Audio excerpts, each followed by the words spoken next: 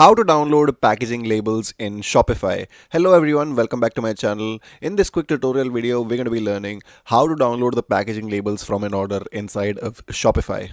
Before getting started though, make sure that you like, subscribe and turn on your bell notifications.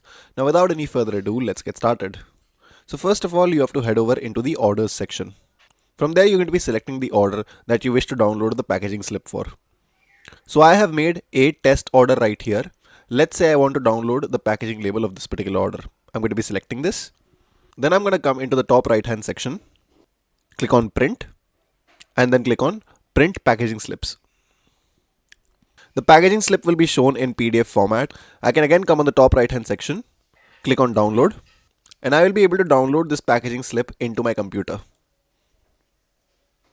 So as you can see, the packaging slip has now been downloaded.